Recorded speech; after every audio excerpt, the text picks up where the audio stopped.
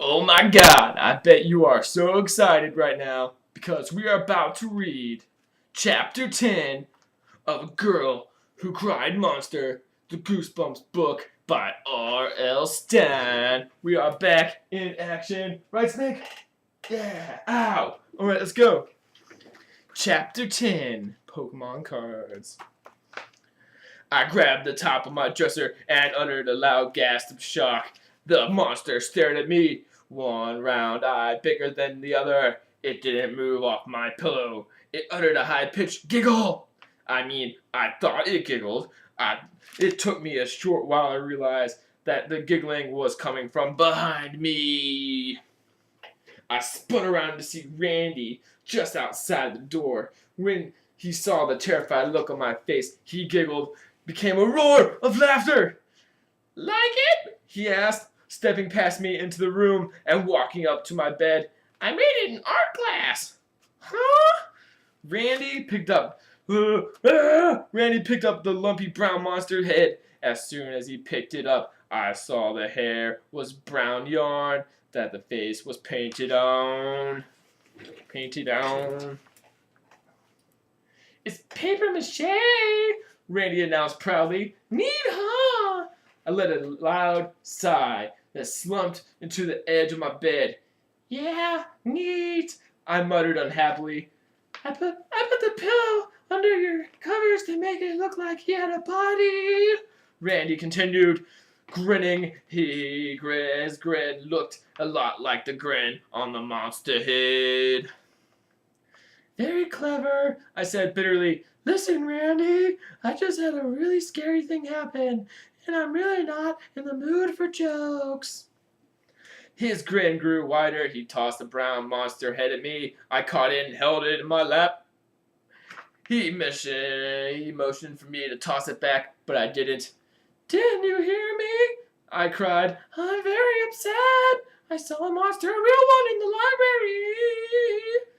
You're just embarrassed because my monster had fooled you, Randy said. You're mad because I really scared you. Mr. Mormon is a monster, I told him, bouncing the monster head into my lap. I saw him change into a monster. His head grew big, and his eyes popped out, and his mouth twisted open. Stop it! Randy cried, starting to look scared. I saw him eat flies, I continued. Handfuls of flies. Flies? Randy asked. Yuck! And then I saw him pick up one of his pet turtles, the ones he keeps in that pan on his desk. I saw him pop it in his mouth and eat it. Randy shuddered. He stared at me thoughtfully. For a moment I thought maybe he believed me, but then his expression changed, and he shook his head. No way, Lucy! You're just mad because I scared you for once, so now you're trying to scare me, but it isn't gonna work. Randy grabbed the monster head from my lap and started out the door. I don't believe you about Mr. Mormon, but it's true, I protested shrilly. I'm missing my cartoons, he said. Just then, I heard a knock on the front door. Mom! I cried. I leapt off my bed and went tearing to the stairs. I shoved Randy out of my way and practically flew down the steps, taking them 3 at a time. Mom! Dad, you're home! I have to tell you! I froze in front of the screen door. It wasn't my parents. It was Mr. Mortman.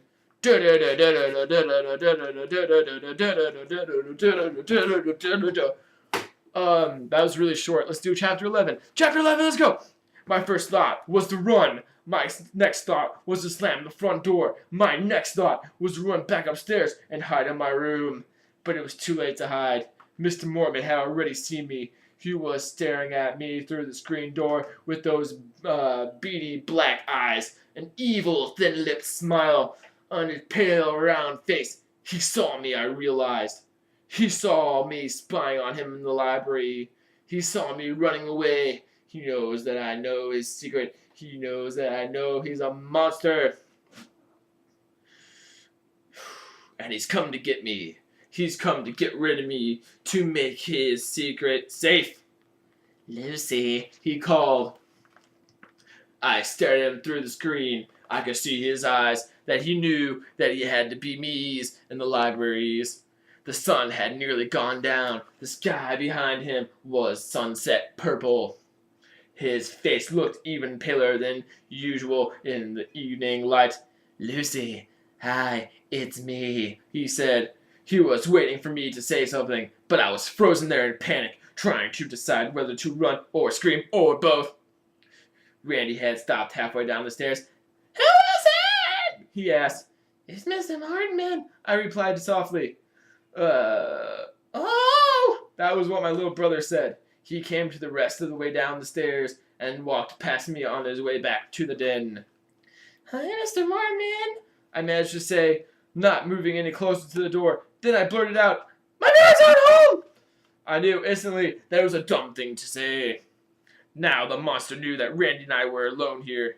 Why did I say that, I asked myself. How could I be so stupid? "I didn't come to see your parents," Mr. Mormon said softly. "I came to see you, Lucy." He knows, I thought. He really knows. I'm dead meat.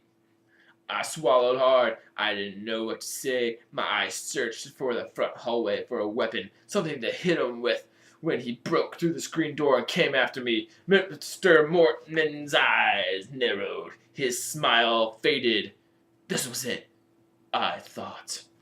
There was nothing around that I could use to fight him off. A little glass fell out of her face. That's all I could see. I didn't think it would be too effective against a roaring monster. "Lucy, I believe this belongs to you," Mr. Mortman said. He held up my blue canvas black backpack. "Huh?" "I found it back in the stacks," Mr. Mortman said, his smile returning. "I didn't know who had left it, but I found your name and address on the tag here." You mean?" I stammered. "I always walk home after I close the library, so I thought I'd bring it to you," he said. Was this a trap? I studied his face warily. I couldn't tell what he was thinking. I had no choice. I pushed open the screen door, and he handed me the backpack. "Well, thanks," I said. "That was really nice of you." He straightened the sleeves of his yellow turtleneck. "Well, I figured you'd probably want to get started on Anne of the Green Gables tonight," he said. "Yeah, sure," I replied uncertainly. I guess you ran out of the library pretty quickly," Mr. Mortman said, staring into my eyes. Yeah, I had to get home," I told him, glancing back to the den. The cartoon music floated into the hallway. What? I don't get that. So you didn't wait around or anything after our appointment?" he asked.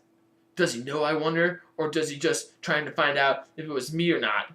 "No," I said, trying to keep my voice from shaking. "I ran right out. I was in a hurry. I guess that's why I forgot my bag." "Oh, I see," Mr. Mortman replied thoughtfully, rubbing his chins. "What?" I blurted out. The question seemed to surprise him. "Oh, it's nothing, really," he said. "I think someone was playing a trick on me staying in the library after closing." "Really?" I asked, opening my eyes wide and trying to sound as innocent as possible. "Why would they do that?" "To scare me," Mr. Morgan answered, chuckling. "Some kids don't have anything better to do than try to scare the kindly old librarian." "But you're not a kindly old librarian, I thought. You're a monster." "I got up to look around," Mr. Mortman continued, "and whoever it was hightailed it." He chuckled again. "I wouldn't want to be locked in there overnight," I said, studying his face, hoping my innocent act would be working. "Either would I," he exclaimed. "It's a pretty creepy old building. Sometimes I get so scared from all the strange creaks and groans." Yeah, sure, I thought sarcastically. Behind him, I saw my parents' car turn into the driveway. I breathed a silent sigh of relief. Thank goodness they were finally home. Guess I'll have to say goodnight, Mr. Mortman said pleasantly. He turned and watched as my parents rolled past him up the driveway, heading to the back of the house. "Thanks for bringing me my bag," I said, eager to go greet Mom and Dad. "No problem. See you next week. He hurried away. I went running to the kitchen. Mom was just coming in through the door, carrying a brown grocery bag. Wasn't that Mr. Mortman at the front door? She asked, surprised. Snake, no. Yeah, I answered eagerly. I'm so glad to see you, Mom. I have to tell you. What did he want? Mom replied. He, returned my backpack. I left it at the library, see? I have to tell you about him. Mommy. That was really nice of him, Mom said, setting the grocery bag down on the counter. How come you forgot it, Lucy? I ran out of there really fast, Mom. You see, well, that was really nice of Mr. Mortman, she interrupted again. She started to remove things from the grocery bag. He doesn't live in this direction. I think he lives way over in the north side. Mom, I was trying to tell you something, I cried impatiently. My hands were balled into tight fists. My heart was pounding. Mr. Mortman is a monster! Huh? She turned away from the counter and stared at me. He's a monster, Mom! A real one! I cried. Lucy, Lucy, she shook her head. You see monsters everywhere. Mom! Stop it, Lucy. You're being dumb. I hope you were polite to Mr. Mortman. Mom! Enough. Go outside and help your father bring in the rest of the groceries. Dang, that was intense. Like, a guy came to her door and, like, said he was going home on his way, but really, he went the other way. Oh, because he's a monster, crazy toad frog freak man. Dang, that's tight. Well, we're on chapter 12 now, and we got to go all the way to chapter 24. Yay, halfway! It only took a year and a half. I'll see you next time on Crocs and the Reeds and the Books and the Snakes, reading stuff and the things. Later!